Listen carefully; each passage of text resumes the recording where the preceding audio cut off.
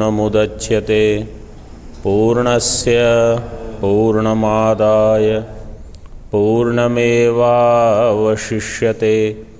ओम शांति शांति शांति। शंकरं शंकराचार्यं केशवं बादरायणं सूत्रभाष्यकृतौ वन्दे भगवन्तौ पुनः पुनः। ईश्वरो गुरुरात्मेति मूर्तिभेदविभागिने व्योमवद्व्याप्तदेहाय दक्षिणामूर्तये नमः। ओम शांति शांति शांति।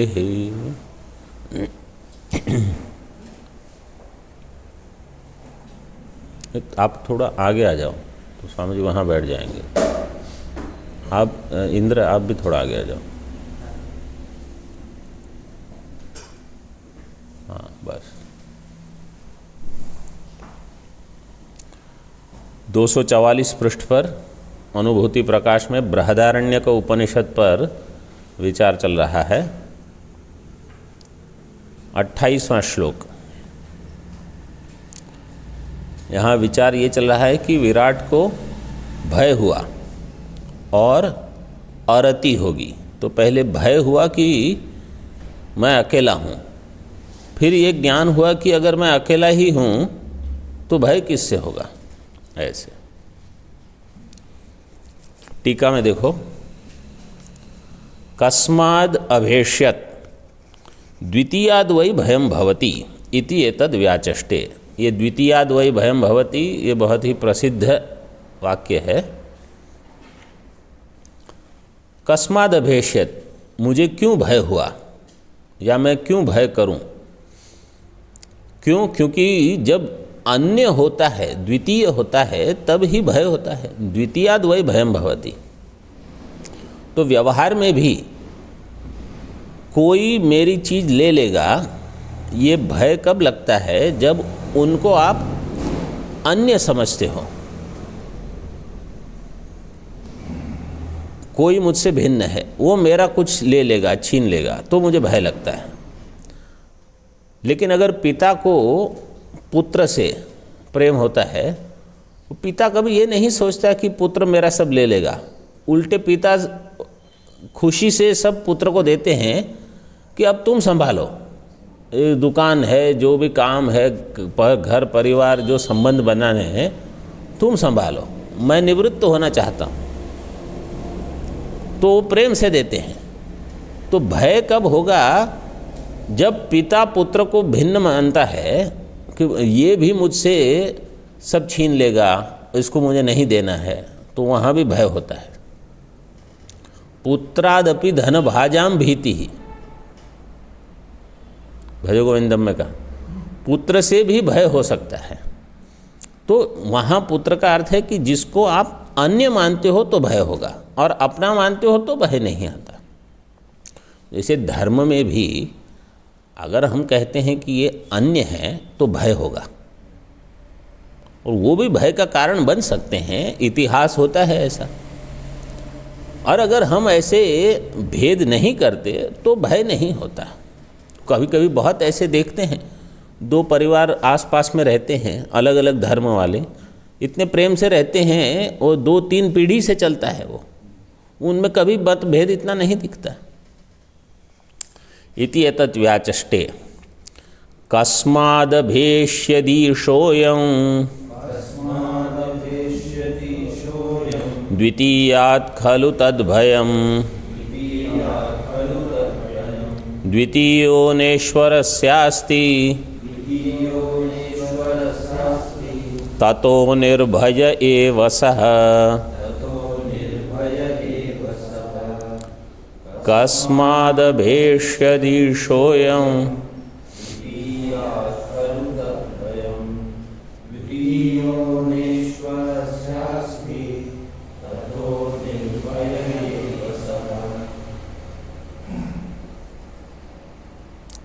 कस्माद् अभेष्यत्,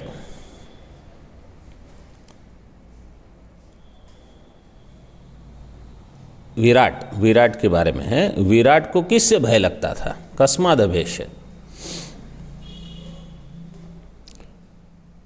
अयम ईशः, ये तो ईश्वर है। इस मतलब इस ईश्वर को किससे भय होगा? द्वितीयात् खलु तद्भयम, तद्भयम खलु, निश्चित ही ये भय द्वितीय से होता है। यहाँ अन्यत्व बुद्धि होती है।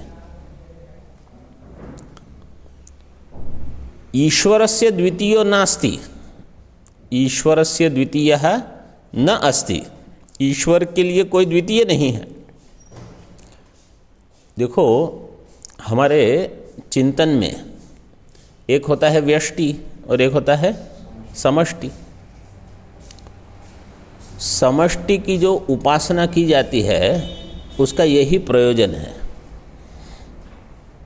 समष्टि उपासना इसलिए की जाती है, एक रूप ईश्वर की पूजा जो होती है ना, जैसे एक मूर्ति है, यही मेरे भगवान है, अब आओ उसकी पूजा करते रहो, चिंतन करते रहो, जो भी करना है।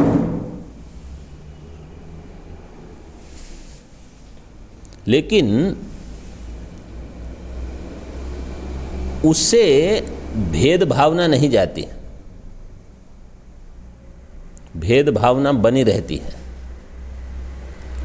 ईश्वर की पूजा जब हम करते हैं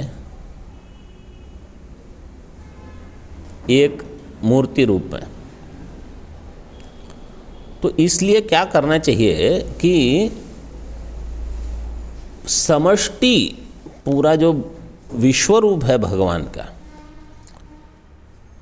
वो मेरे आराध्य है, वो मेरे उपास्य है। इस प्रकार से चिंतन होना चाहिए। तो जब ये नहीं होता तो आप अच्छे पूजा वूजा कर लोगे, लंबी पूजा करोगे, दूसरों से भेदभाव वैसे का वैसा बना रहेगा। तो भागवत जी में 4 प्रकार के भक्त बताए हैं। उसमें जो केवल एक रूप में पूजा करते हैं वो बिल्कुल निम्न स्तर वाले भक्त बताए हैं, नीचे की कैटेगरी, सबसे नीचे। क्यों?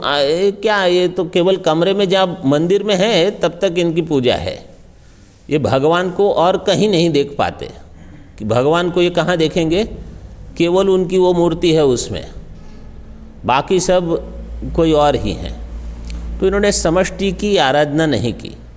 वहाँ पूजा अर्चना, गंध पुष्प ये वो सब चढ़ाएंगे, दूसरों से झगड़ा ये वो सब चलते रहेगा। तो ये भेद भावना जो है वो उनकी जाती नहीं। तो इसके लिए ये आवश्यक है।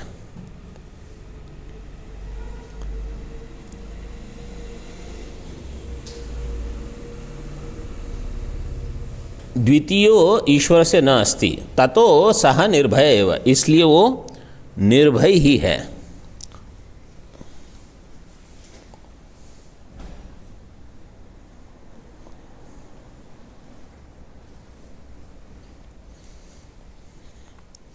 टीका में देखो, अत्र किम शब्दो द्वितीयः क्षेपे, यहाँ जो किम शब्द कहाँ है? कस्मात्। ये कस्मात् जो है वो किम शब्द है। द्वितीयः क्षेपे मतलब यहाँ आक्षेप कर रहे हैं। क्यों भय करेगा? क्यों भय करेगा का अर्थ क्या है? कारण नहीं पूछ रहे, कहना चाहते हैं भय नहीं करेगा। ऐसे किम शब्द आक्षेपार्थ में होता है, प्रश्नार्थ में भी होता है। तो सामान्य तो प्रश्न ही होता है, क्यों गए थे?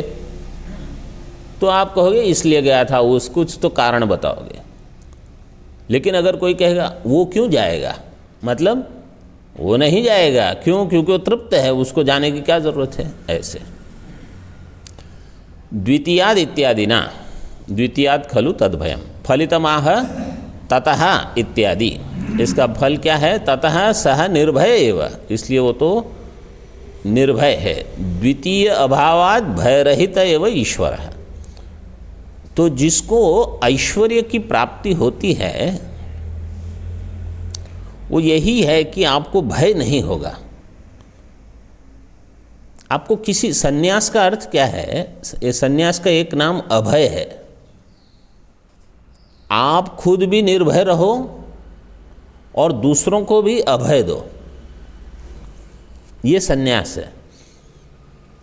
किसी कोई अगर सोचता है कि ये मेरा कुछ ले लेगा, सन्यासी को उसको ये कहना है कि भाई तुम मुझसे भय मत करो, तुम्हारा जो भी है उसकी मुझे कोई इच्छा नहीं है। क्यों? क्योंकि मैं ऐषणा त्रय का त्याग करके बैठा हूँ,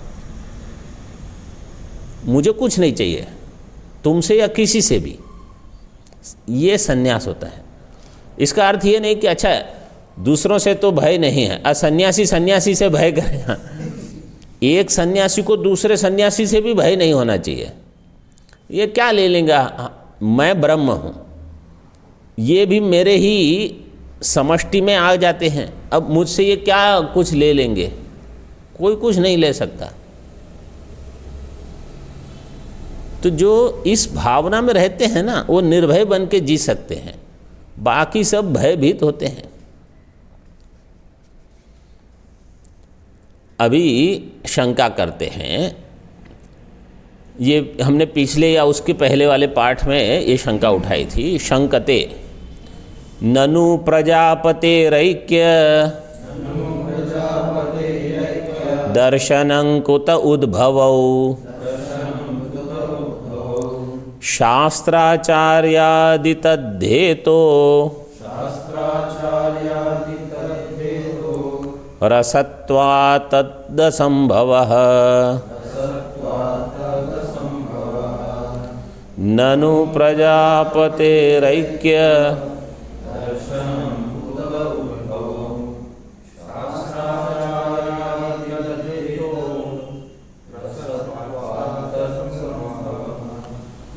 ननु। अब प्रश्न कोई उठाता है, प्रजापते है ऐक्य दर्शनम कुत उद्भवौ। प्रजापति को मैं ब्रह्म हूँ ये ज्ञान कैसे हो गया?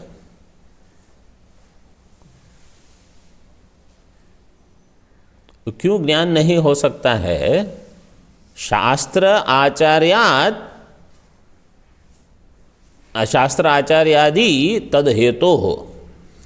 शास्त्र आचार्य और आदि पद से आश्रम वगैरह जो भी कहीं कुछ अधिकरण होगा, कहीं पेड़ के नीचे भी बैठ के गुरु शास्त्र कुछ संवाद करेंगे या किसी सत्संग हॉल में कहीं तो बैठेंगे, तो वो भी चाहिए। गुरु शास्त्र कम से कम इतनी चीज़ तो चाहिए उपदेश के लिए। वहाँ प्रजापति तो अकेले थे, न गुरु न शास्त्र न कोई कहीं बैठ के पढ़ाने वाला न सुनने वाला, और उसको ज्ञान हो गया मैं ब्रह्म हूँ। ऐसे कैसे हो सकता है? शास्त्र आचार्यादि तद हेतु हो, तद हेतु हो, तत्पद से क्या लोगे? हाँ, ज्ञान का तो हेतु ठीक है, श्लोक में से तत्पद से क्या लोगे?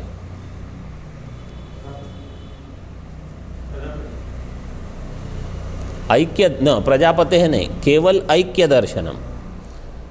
ऐक्य दर्शनम का हेतु है शास्त्र आचार्यादि।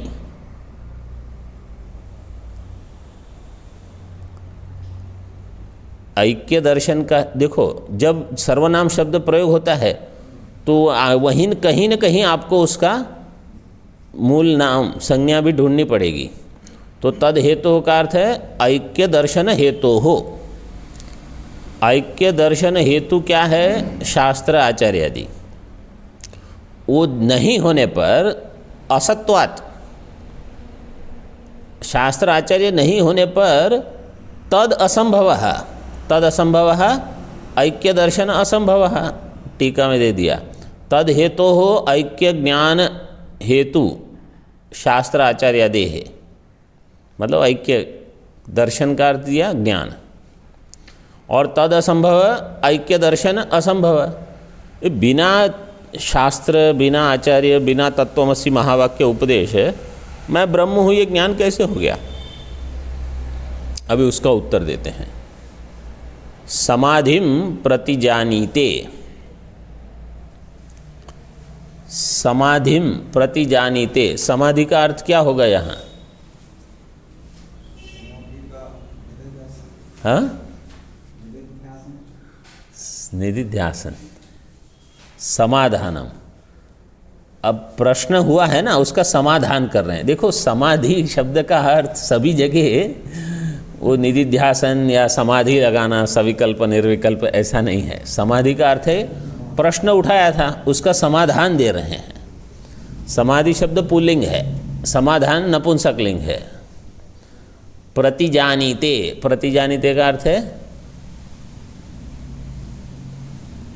प्रतिज्ञा करते हैं, समाधान देने की प्रतिज्ञा। मतलब अब हम समझाते हैं। आपने प्रश्न पूछा, अब हम उत्तर देते हैं। उच्यते महता पुण्य पुंजपाकेन तत्पदम वैराजं लब्धवांस्तेन ज्ञानमस्योद्बभौ स्वतः। उच्यते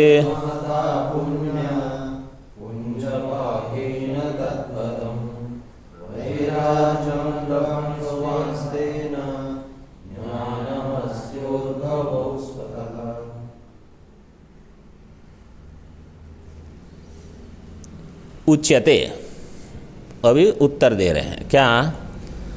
महता पुण्य पुंज पाके न वैराजम पदम लब्धवान। कोई जीव विराट कब बनता है? महता पुण्य पुंज पाके न, जो बहुत सारे पुण्य करते हैं तब कोई विराट बनता है। वो पुण्य कैसे? छोटे छोटे पुण्य से नहीं होता, वैदिक पुण्य करने पड़ते हैं बहुत बहुत सारा। जैसे देखो पुण्य में एक तो है लौकिक पुण्य, जैसे आप वापी कूप तड़ाग आदि वगैरह जो बताते हैं, देवता आयतनानी, मंदिर बनाओ, ये सब जो करते हैं पूर्त कर्म,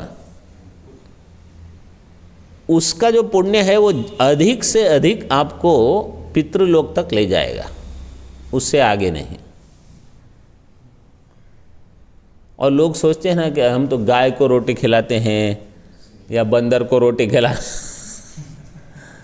वो मछलियों को कुछ डालते हैं वहाँ गंगा जी में जाके, वो पुण्य बहुत ही सामान्य पुण्य है, वो पुण्य से अधिक लाभ नहीं होता। विराट बनने के लिए यहाँ जो दिया है ना पुण्य पुंज पाक, उसके लिए तो आप बहुत वैदिक कर्म उपासना करो, अहंग्रहोपासना, एक जगह बैठ के उपांशु जप, मतलब धीरे धीरे केवल जप करते रहना, बड़े बड़े पुरस्चरण, ये तब वो भी वेद मंत्रों के, तब ये होता है, बहुत पुण्य प्राप्त होता है उससे।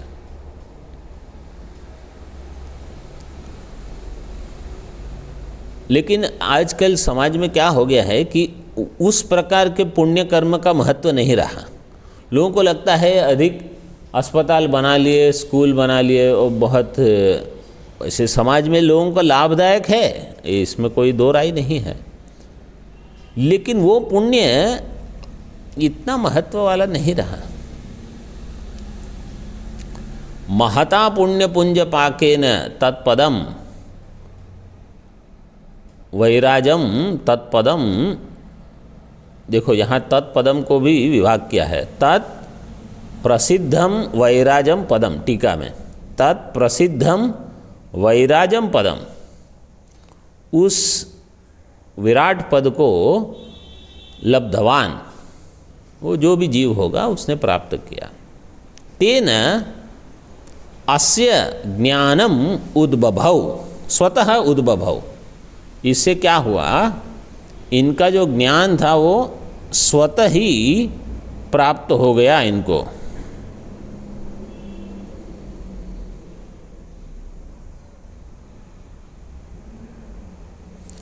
तो जीव को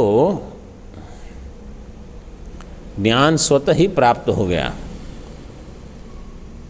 बभौ, उद्बभौ में उत तो उपसर्ग है, बभौ जो है वो भा दीप्तौ धातु से बनता है। वो लिट है, परोक्ष भूतकाल है, प्रथम पुरुष एक वचन। बभौ बभतुः बभुः। विद्यारण्य स्वामी जी और सुरेश्वराचार्य जी, इन दोनों को आप देखना वो ऐसे प्रयोग करते रहते हैं। कुछ तो नए ही धातु, नई धातु मतलब ऐसी धातु जिसका सामान्य प्रयोग होता ही नहीं।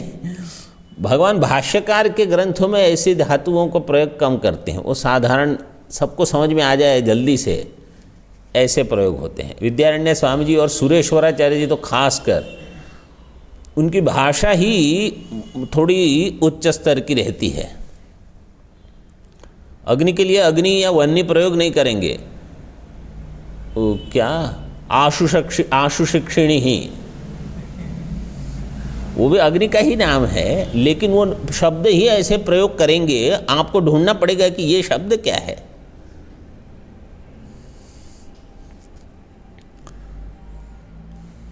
तो यहाँ क्या सिद्ध हुआ कि शास्त्र आचार्य की अनुपस्थिति में केवल महत् पुण्य से अहम ब्रह्मास्मि ज्ञान हो जाएगा, ये सिद्ध हो गया। लेकिन बहुत पुण्य चाहिए, इसलिए मैंने पहले वो बता दिया कि आप कहोगे कि मैं गाय को भी रोटी देता हूँ, मुझे गुरु की क्या ज़रूरत है, ऐसे ही मैं ब्रह्म हूँ, एक ज्ञान हो जाएगा। तो ऐसे पुण्य वालों को नहीं होगा, बहुत पुण्य चाहिए। मतलब आप हिरण्यगर्भ बनने के लिए अधिकारी हो जाओ, इतना पुण्य हो तो ज्ञान हो जाएगा बिना गुरु के। बाकी सबको गुरु चाहिए, शास्त्र चाहिए, श्रवण भी चाहिए और खूब मननम भी चाहिए निष्ठा बनने के लिए। टीका में देखो, तत्प्रसिद्धम वैराजम पदम इति योजना, तेन, तेन का अर्थ है महता पुण्य पुंज विपाकेन, बहुत सारे पुण्य पुंज, पुंज मतलब उसका समूह इकट्ठा किया हुआ, बहुत सारा पुण्य जब इकट्ठा होता है तब ये ज्ञान हो जाता है। अस्य विराजः ज्ञानम अस्य, अस्य विराजः विराज को ज्ञानम उद्बभौ, स्वतः इति अस्य व्यावर्त्यम लोक प्रसिद्ध शास्त्र आचार्यादि ज्ञान कारणम। लोक में प्रसिद्ध है कि ज्ञान का कारण क्या है, शास्त्र आचार्य इत्यादि, लेकिन उसका व्यावर्तन कर रहे हैं कि ये इनको स्वतः हो गया अपने आप। मतलब हम जैसे कहते हैं, एक है उत्सर्ग और एक होता है अपवाद। उत्सर्ग का अर्थ क्या है, सामान्य है। सभी लोग घंटी बजने के पहले पाठ में उपस्थित हो जाएं, ये उत्सर्ग होता है। और जो आचार्य होते हैं, जो पढ़ाने वाले हैं, वो बाद में आते हैं, ये उनके लिए नियम नहीं है, ये अपवाद है। लेकिन अगर मतलब वो पाठ जो पढ़ा रहा है वो बाद में आ सकते हैं ऐसे। फिर जो दरवाज़ा बंद करते हैं उनके लिए अपवाद होता है, क्योंकि सभी लोग बैठ जाएंगे तो दरवाज़ा कौन बंद करेगा। तो उनको ये नियम मतलब कहीं ना कहीं आपको छूट देनी पड़ती है। तो यहाँ सभी लोगों को तत्वमसि महावाक्य उपदेश से ही ज्ञान होगा, लेकिन जिनके बहुत पुण्य है उनको अलग रीति से भी ज्ञान हो सकता है। अभी उनका लक्षण बताते हैं। शास्त्र आचार्यादि ज्ञान हेतुम विना तस्य ऐक्य दर्शने स्मृतिम प्रमाणयति। शास्त्र आचार्यादि जो ज्ञान के हेतु हैं, वो ज्ञान हेतु के बिना इनको मैं ब्रह्म हूँ ये ज्ञान हो गया, उसमें स्मृति प्रमाण देते हैं।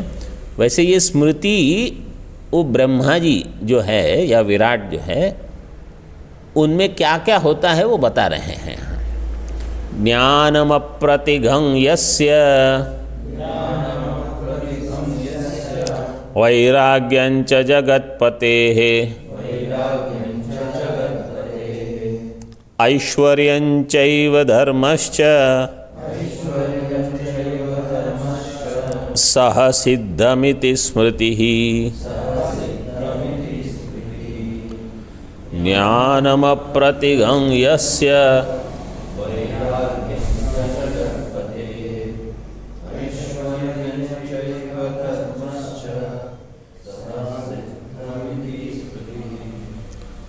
ज्ञानम अप्रतिघम यस्य, यस्य ज्ञानम, जिसका ज्ञान कैसा है, अप्रतिघम। अप्रतिघम का अर्थ है जिसका प्रतिहात, हानि नहीं हुई है, मतलब जो कभी भी कटेगा नहीं।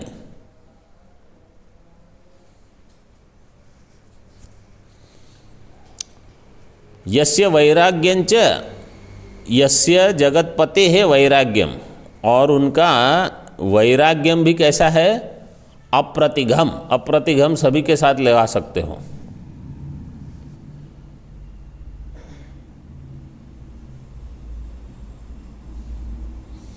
वैराग्यम ये भी अप्रतिघम।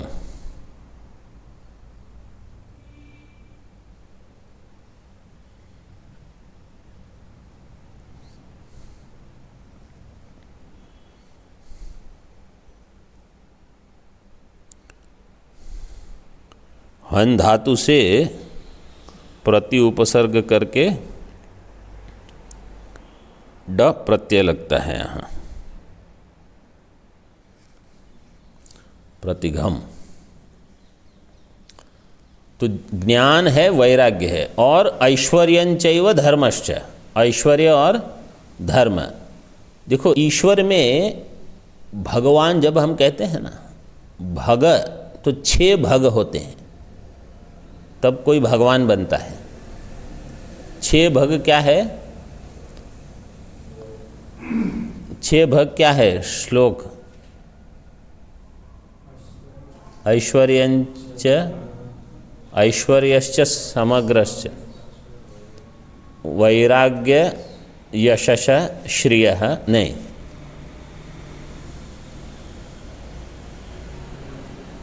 ऐश्वर्यस्य समग्रस्य धर्मस्य यशसः श्रियः वैराग्यश्च मोक्षश्च षण्णाम भग इतिंगना, ये 6 भग है। ऐश्वर्य, धर्म, यश, श्री, ज्ञान, वैराग्य, वो 6 में से 4 यहाँ है। देखो ज्ञान, वैराग्य, ऐश्वर्य, धर्म, ये 4 हैं। यश नहीं है और श्री नहीं है। श्री मतलब लक्ष्मी। लक्ष्मी जी वहाँ नहीं रहे, ब्रह्मा जी के पास लक्ष्मी जी नहीं रहे, वो भगवान के पास रहेगी, ईश्वर के पास। मतलब सारी संपत्ति, केवल भौतिक संपत्ति नहीं, दूसरी संपत्ति भी जो है पूरी मात्रा में परमात्मा के पास रहेगी। और यश है, विराट का यश नहीं है, ईश्वर का यश है। लेकिन 4 चीज़ें हैं यहाँ, इस पर बहुत अच्छा विचार हो सकता है। ये श्लोक जो है आपको मैं केवल संक्षेप में बताता हूँ। किसी को कहीं भी शासन करना हो, शासन मतलब व्यवस्था बनानी हो, कुछ आप व्यवस्थापक हो, आपको ये चाहिए, उस मात्रा में चाहिए जिस मात्रा में आपको वहाँ व्यवस्था करनी हो, शासन करना हो, उतनी मात्रा में आपको ये चाहिए। कोई एक समझो छोटा स्कूल चला रहा है, 25 विद्यार्थियों का, उनको कुछ ज्ञान चाहिए कि ये चलाना कैसे, स्कूल पाठशाला जो भी है वो चलानी, तो ज्ञान। फिर थोड़ा वैराग्य चाहिए, किससे, वो अन्य चीज़ में मन न जाए, क्योंकि आपको ये बस अभी यहाँ बैठे रहना है, इसको चलाना है ना आपको। आप कहोगे नहीं अभी मुझे वहाँ जाना है, वहाँ जाना है, आप यहाँ वहाँ जाना शुरू करो, यहाँ देखो व्यवस्था क्या होती है, सब गिर जाएगा। वो टिकेगा ही नहीं। आपको कंपनी चलानी हो समझो, तो भी आपको ये चाहिए, वो उसका ज्ञान चाहिए। जो भी आपको काम करना है उसका ज्ञान आपको अच्छे से होना चाहिए। दूसरी चीज़ों से वैराग्य हो। देखो जो लोग पैसा बनाने के पीछे पड़े रहते हैं उनको दूसरी चीज़ों से बहुत वैराग्य होता है। उनको कहो यहाँ जाओ, बोले समय नहीं है। क्यों? काम है, अब ये नया काम मिला है, अभी वो है, ये है, वो लगे रहेंगे। और जो यहाँ वहाँ करते हैं उनका कोई काम बढ़ेगा नहीं उनका। और ऐश्वर्य चाहिए। ऐश्वर्य मतलब अपना हृदय बड़ा चाहिए। जो व्यवस्था करते हैं ना, वो छोटे हृदय से, मतलब इनसे झगड़ा उनसे झगड़ा, वो बड़े नहीं बन पाते। और समझो कोई व्यवस्था चला रहा है, किसी ने कुछ कर दिया, अब आपको उसको माफ़ कर दो कि भाई चलाने दो इनको। और एक बार किसी को आपने कुछ काम दे दिया, समझो आपके नीचे 10 लोग हैं, अबे आपने इनको काम दे दिया, अब बार बार उसके अंदर क्या किया, वो क्या, ये क्या, अब आपने दे दिया ना, अब आप छोड़ दो, हम कर लेंगे। नहीं तो व्यवस्था नहीं चलती। हर चीज़ों में आप बीच में घुसते रहोगे तो कहेंगे तो आप ही करो, फिर हमको देने की क्या ज़रूरत है। तो जो बड़ा आप देखो, अभी प्रधानमंत्री, अब पूरा राष्ट्र चलाना है उनको ज्ञान चाहिए, बहुत सारा ज्ञान चाहिए, वैराग्य भी चाहिए। क्योंकि अपने ही काम भोग में लगे रहेंगे तो जैसे हमारे पहले राजा लोग जो थे, क्या परिस्थिति हो, ऐसा ही होगा। वो लोग कुछ नहीं, एक ही ध्येय रखते हैं। ये ऐश्वर्य, हृदय बड़ा होना चाहिए। और जिनको एक बार किसी को काम दे दिया, अब सौंप दिया है, अब इनको कहा है, जो ये कहेंगे वो होगा। अब फिर बीच में घुसना नहीं है आपको, होता है ना।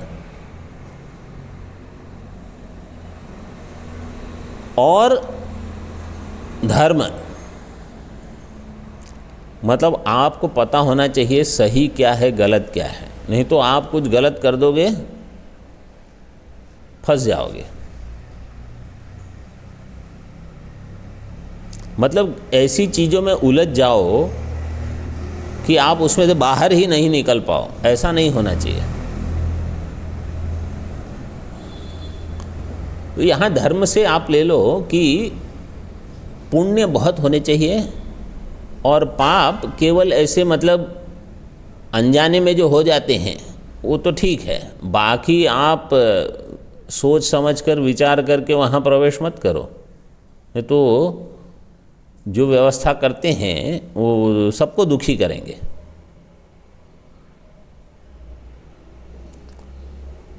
और इसका देखो टीका में, स्मृतौ सह सिद्धम इति अस्याग्रे चतुष्टयम इति पाठः।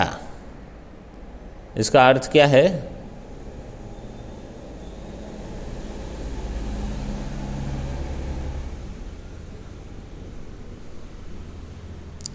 स्मृतौ, स्मृति में जिसको ये जिस स्मृति को यहाँ उद्धृत किया गया है, सहसिद्धम, सहसिद्धम शब्द है, सहसिद्धम इति अस्य अग्रे, उसके आगे जो पाठ है वो क्या है?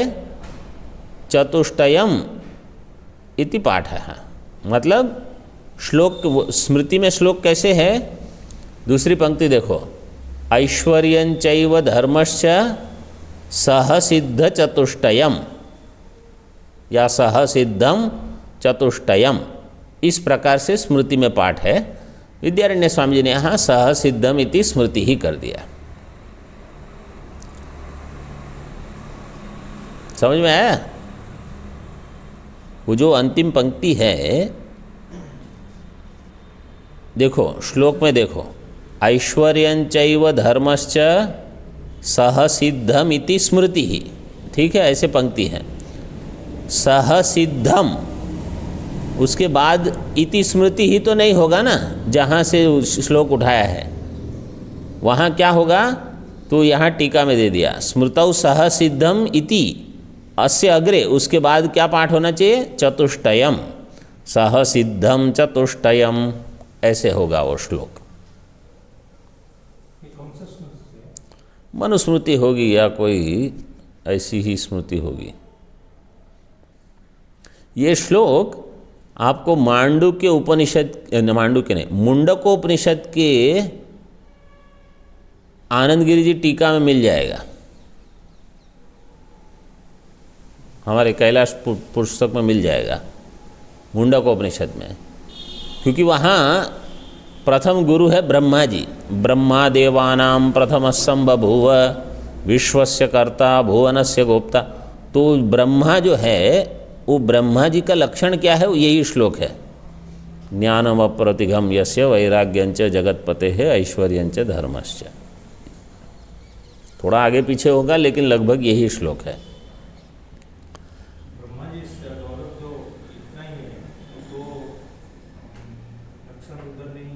इसलिए वो ईश्वर नहीं है ना हाँ, वो कम है, इसलिए वो रिपोर्ट करते हैं वहाँ। सवई न रेमे इति एतद्व्याचस्य। तो अभी भय का काम हो गया, अभी रमणम नहीं हुआ, उसके बारे में बताते हैं। एवं सती स्वयं भात वेदत्वाद् बुद्धवान् स्वयं बोधध्वस्तात्ममोहस्या प्यरतिः समजायत। एवं सति स्वयं भात वेदत्वाद् बुद्धवान् स्वयं बोधध्वस्तात्ममोहस्या प्यरतिः समजायत। एवं सति, ऐसा होने पर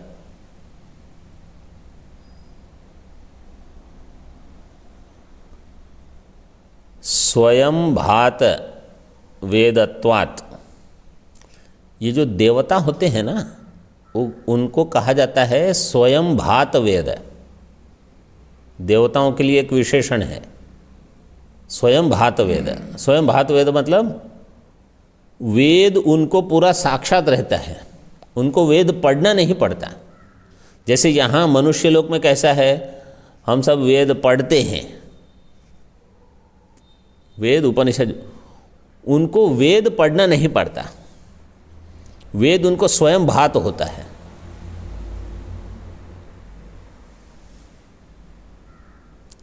तो जो जो देवता बनते हैं उनको जिस समय देवता पदवी मिलती है जीव को, वो स्वयं भात वेद, पूरे वेद का उनको ज्ञान हो जाता है।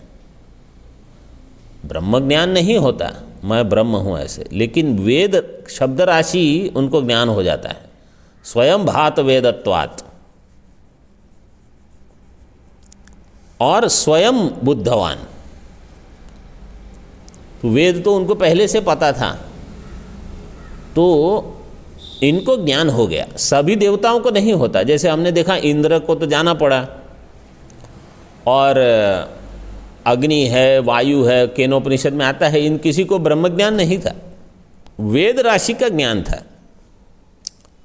यमाचार्य को भी उन्होंने किसी से प्राप्त किया।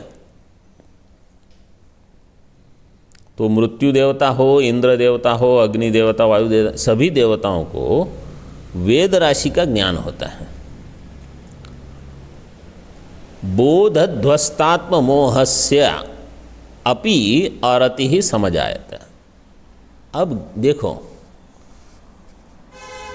बोधध्वस्त आत्ममोह, ये है प्रजापति, बहुव्रीहि समास है। बोधेन ध्वस्त आत्ममोहो यस्य सह बोधध्वस्त आत्ममोह तस्य अपि अरति, उसको भी अरति हो गई। किसको? प्रजापति विराट को अरति हो गई। अरति मतलब कुछ रमण नहीं हो रहा है, मतलब अब मज़ा नहीं आ रहा है। अब समझो पूरा आश्रम खाली हो गया, आप अकेले रह गए, तो पहले 10 मिनट तो लगेगा कि बहुत अच्छा हुआ सभी लोग गए हैं, लेकिन 2-3 दिन के बाद आप देखोगे कि कोई है ही नहीं आसपास। कभी कभी ऐसा होता है 2-3 महात्मा साथ में पढ़ने आए, समझो 10 साल तक साथ में पढ़े, फिर 3 में से एक जाता है ना, तो बाकी 2 सोचना शुरू कर देते हैं कि हम भी जाएंगे अभी, और 3 में से 2 चले गए तो तीसरे की तो समझो घंटी बजी रही है अभी कि वो कभी भी जाएंगे। वो मित्र होते हैं, है ना। अगर ऐसे होता है तो सभी में नहीं होता, केवल ये दृष्टांत है। तो उसको कहते हैं अरति। तो विराट को भी ऐसी अरति होने लगी कि मैं अकेला हूँ, कोई है ही नहीं, और क्या किससे बात करूँ, जिसको अब लोग कहते हैं बोर हो जाते हैं।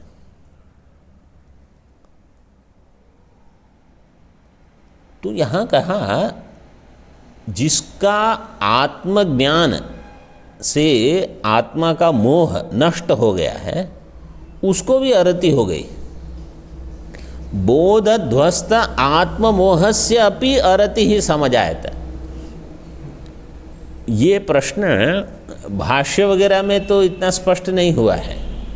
बृहदारण्यक भाष्य में इसके बारे में स्पष्टीकरण पता नहीं कितना है, तो इसलिए यहाँ उठाया है। टीका में देखो, स्वयं प्रतिभात वेदत्वम बोध प्रयोजकम। बोध का प्रयोजक क्या है? स्वयं प्रतिभात वेद, पूरा वेद ही जिसको भान है, जिसको वेद का स्वयं प्रतिभात वेद। मतलब जैसे अगर आप आपको कुछ पदवी मिलती है तो बाकी सब चीज़ ऐसे ही आ जाती है ना। ऐसे आप देवता बनो तो वेद का ज्ञान ऐसे ही हो जाएगा, ये साइड में मिल जाएगा आपको ऐसे।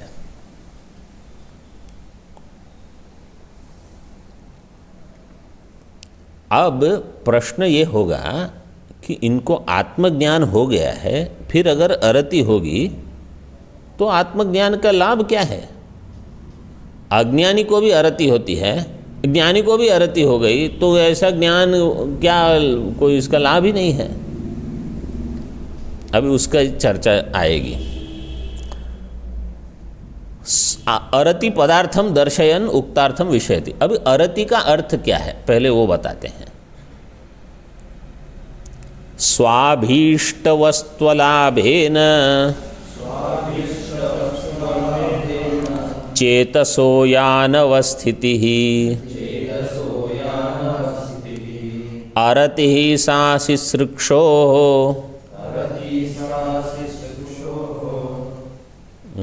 अरतिः सा शिश्रुक्षोसा वस्त्वलाभादजायत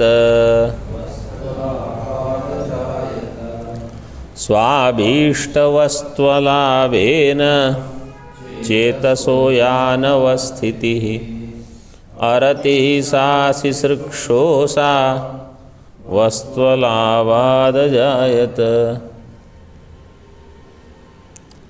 स्व अभीष्ट वस्तु अलाभेन चेतसः या अनवस्थिति सा अरति। पहले अरति की परिभाषा कर दी। अरति क्या है?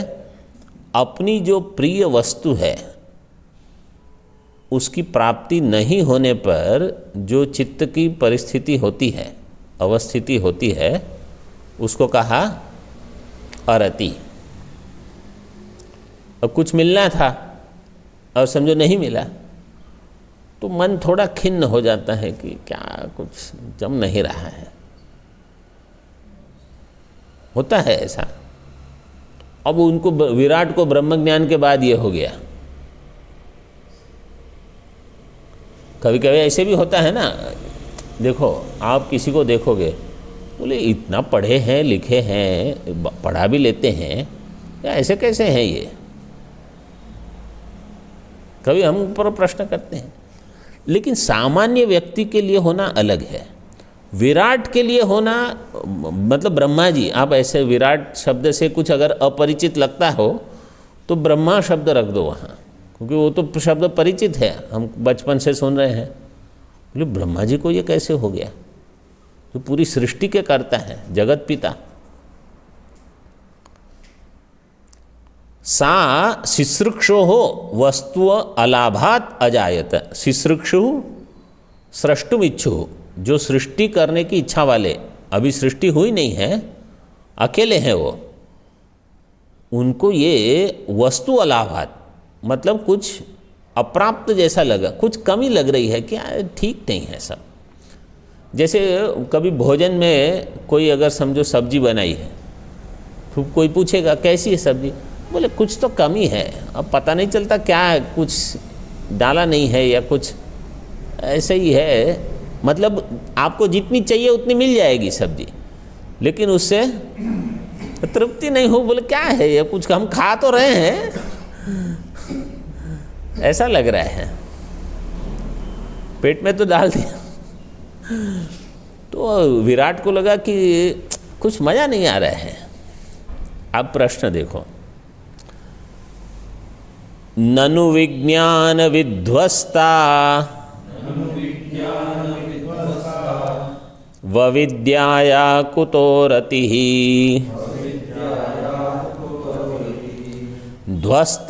ध्वस्तान्ध्यस्यापि सा चेत्स्या दनिर्मोक्षः प्रसज्यते। ननु विज्ञान विध्वस्ता वविद्याया कुतो रतिः ध्वस्तान्ध्यस्यापि सा चेत्स्या दनिर्मोक्षः प्रसज्यते।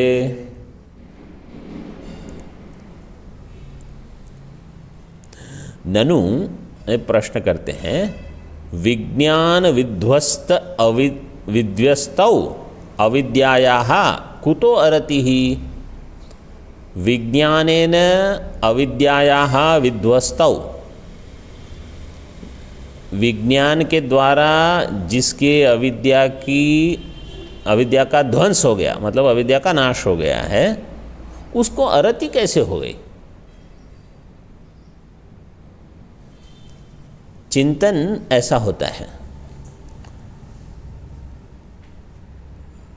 जब आप श्रवण करते हैं हम उपनिषद पाठ का, तो उसमें सीधे अगर कोई प्रश्न नहीं उठाए गए, जैसे ऐसे प्रश्न कि एक तो ये कि इनको बिना शास्त्र के ज्ञान कैसे हो गया, और वहाँ गुरु शास्त्र, आप तो हमेशा कहते हो तत्वमसि महावाक्य से उपदेश से ज्ञान होता है। दूसरा ये कि ज्ञान हो गया, फिर अरति कैसे हुई।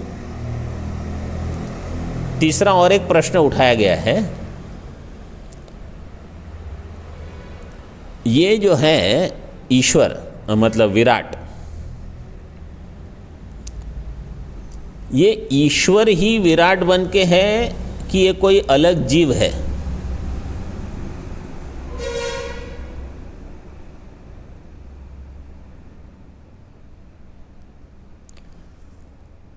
जीव अपने विशेष कर्म उपासना से विराट बनता है, या ईश्वर ही स्थूल उपाधि से विराट और सूक्ष्म उपाधि से हिरण्यगर्भ बनता है। तो बृहदारण्यक वार्तिक में ये प्रश्न उठाया गया है। तो ये ऐसे प्रश्न जो है ना, ये सीधे जब प्रश्न उठाओगे तब इस पर चर्चा होगी, नहीं तो ये केवल ऐसे चल रहा है, तो उसमें स्पष्टता नहीं होती। तो यहाँ प्रश्न है कि अगर अविद्या की विद्या से निवृत्ति हो गई तो अरति कैसे हुई इनको। और अगर समझो ये हो सकता है ध्वस्त अंध्यस्यापि साचेत स्यात्। ध्वस्त अंध्य मतलब अज्ञान, अंधकार। जिसके अंधकार का मतलब अज्ञान का नाश, ध्वस्त मतलब नाश। ध्वस्त अंध्यस्यापि, सा से क्या लेना? हाँ, सा चेत स्यात्, सा का अरति है।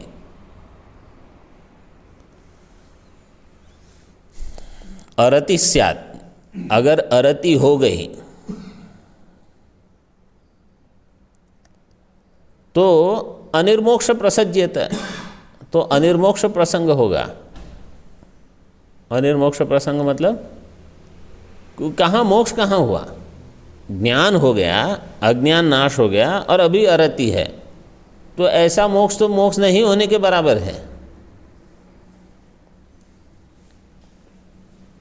टीका में देखो, ननु अविद्या नाशे अपि अरति ही स्याद् इति आशंकाम अनिर्मोक्ष प्रसंजनेन निरस्यति।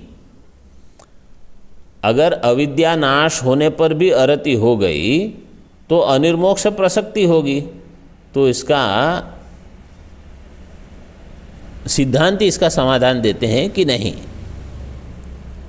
ध्वस्त अंध्यस्य अगर अरति हो गई तो अनिर्मोक्ष मतलब वो मोक्ष ही नहीं रहेगा। बोले लेकिन इनको तो हुई, विराट को तो अरति हो रही है। तो अभी उसको समाधान देते हैं। देखो, अप्युत्पन्नात्मबोधाना मधिकारा समाप्तितः अरत्यादि यथा दृष्टं तथैव स्यात् प्रजापतेः।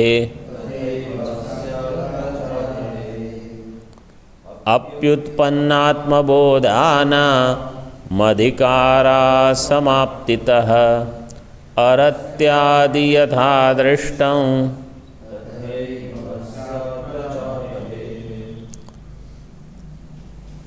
अपि उत्पन्न आत्मबोधानाम।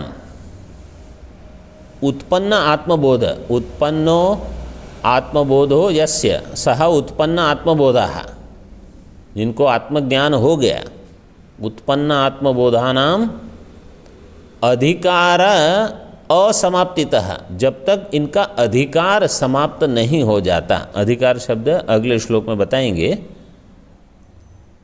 अधिकार का अर्थ है अधिकारी पुरुष। अधिकारी मतलब यहाँ जो छोटे मोटे अधिकारी रहते हैं ये नहीं, अधिकारी मतलब देवता। किसी को कहा गया है कि आपको इंद्र बनना है, आप इंद्र रहोगे, आप अग्नि रहोगे, आप मृत्यु, ये अधिकारी पुरुष हैं। अब जब तक ये कल्प चलेगा वहाँ वो ही देवता रहेंगे, वही जीव इंद्र बन के बैठेगा, वही जीव कल्प नहीं, उसी युग, हाँ कल्प तक ही चलेगा। जब तक वो ब्रह्मा जी है ये सब वही देवता रहेंगे।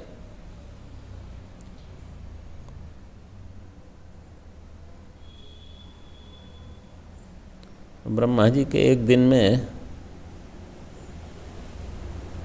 ऐसा भी हो सकता है कि ब्रह्मा जी के एक दिन में एक सारे देवता, दूसरे दिन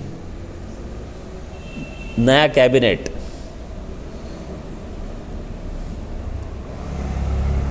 उनको कहते हैं अधिकारी पुरुष।